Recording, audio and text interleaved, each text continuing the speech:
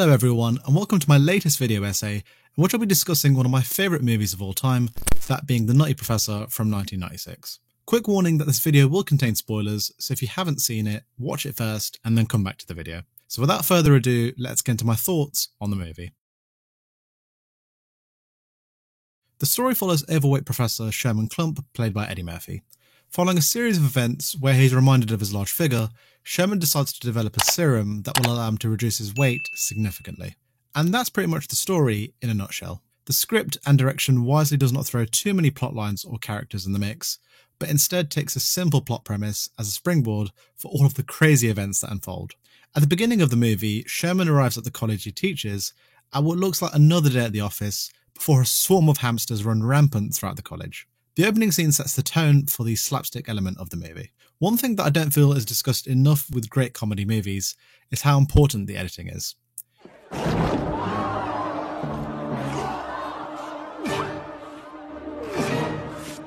Case in point, when Sherman first visits Jason at the college laboratory, he tries to explain to Jason how he did not set the hamster cages open, before we then see a shot of Sherman turning around to open the cages in the same sentence. It's small moments like this that makes the movie that much more hilarious, as we're constantly reminded of the shenanigans that Sherman gets up to. The plot also has a snowball effect in that every scene impacts the story in some shape or form. For example, after Sherman initially meets Jason at the start of the movie, we then see the hamster Shelley is being experimented on by Sherman and his colleagues. The weight loss serum that she's being subjected to will eventually be the one that Sherman exposes himself to. It's this quality of writing that seems so obvious when watching, but is so often missing in modern comedy movies. The family dinner scenes are some of the funniest moments that I've seen in a movie. I love how loud his family are, as there's so much chaos that happens in these scenes, which in most movies would be over the top. Yeah, but then you gonna be walking around the bike because I ain't got the wedding gonna be here. My baby's not getting married. My baby is not getting married. But going back to what I mentioned at the beginning of my review, the slapstick tone that is established early means that these scenes never feel out of place. The finale sees Sherman fight with Buddy in a power struggle to become the dominant man. When Sherman finally beats Buddy, we hear Sherman discuss all of the antics that he's been up to as Buddy, with a nice message for the audience that it does not matter how much you weigh, but more so that being a person of character and integrity carries far more importance. Eddie Murphy, as is the case in every movie he appears in, is the star of the show. In addition to playing Sherman, he also plays every member of the family, from the father all the way through to the grandma.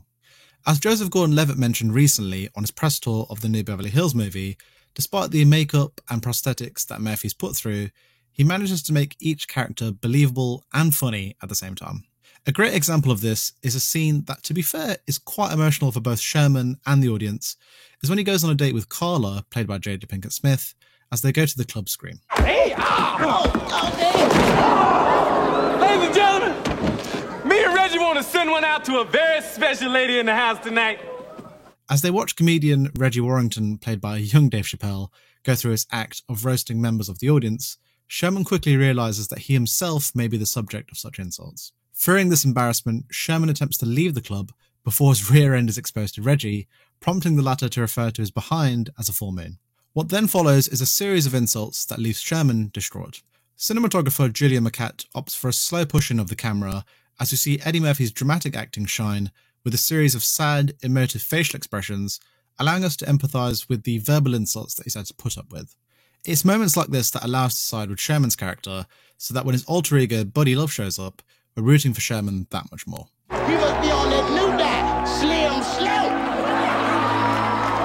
They go outside with the red shirt on, all the kids in the neighborhood say, "Hey, Cooley!" Yeah, man, I bet I cut his fat ass open and bleed chocolate milk.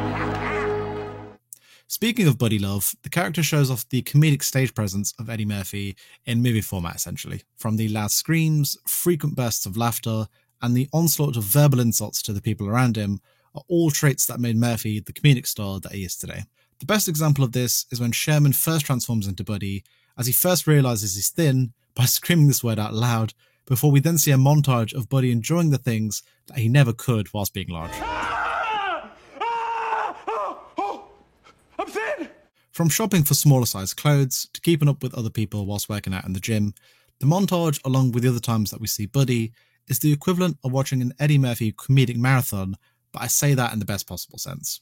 My other favourite scene is when Buddy returns to Scream, having put up with the insults from Reggie previously under his Sherman persona, as he now decides to exact revenge by being the one to dish out a slew of personal insults to Reggie. Hey, fat jokes!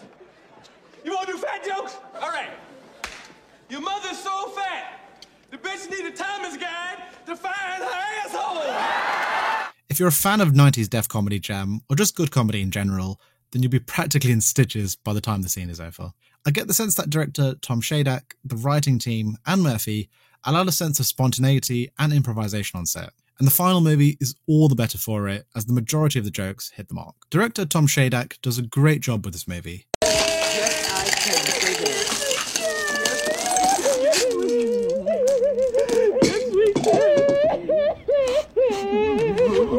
With the runtime being around an hour and a half, no scene feels out of place with the story or characters, as he understands the importance of maintaining a sense of momentum. There are so many great character moments that Shadak and Murphy sprinkle throughout the movie. Perhaps my favourite is when Sherman finds out that he has a date with Carla, as he returns home in a singing mood before playing Close the Door by Teddy Pendergrass. Me loving you, and you loving me. Oh, you know you got to. Up there, God Sorry about that down there, Mr. Wilson. Teddy P turned a little too loud. down up there! Despite the humorous way in which Murphy is singing the song, I genuinely felt happy for Sherman in that moment, and that's a testament to Murphy's acting chops. The score from David Newman is a great listen both within the movie and independent of it as well. Of course, we have the use of horns and trumpets, which is almost a staple for a character that is either large or stupid in nature, and this movie is no different.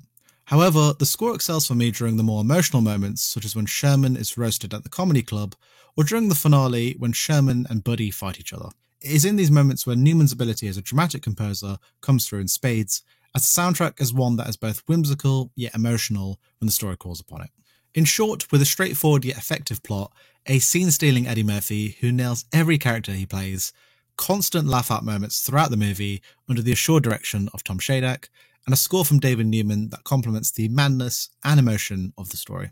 So I'll now hand it over to you, as I want to find out your thoughts on The Nutty Professor. Do you have a scene that stands out, and where would you rank this movie in Eddie Murphy's filmography, as I'd love to hear your thoughts down in the comment section below. Thank you for watching, and as always, I'll see you in the next one.